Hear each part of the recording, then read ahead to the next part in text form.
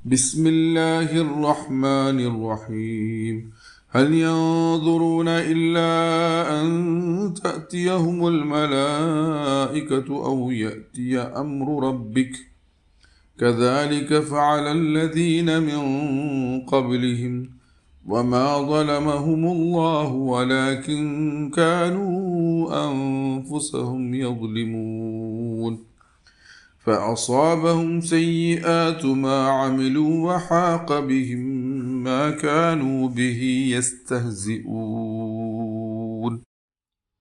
പരമകാരുണികനും കരുണാവാരിധിയുമായ അള്ളാഹുവിൻ്റെ നാമത്തിൽ. ഈ ജനത്തിനെന്താണ് പ്രതീക്ഷിക്കാനുള്ളത്?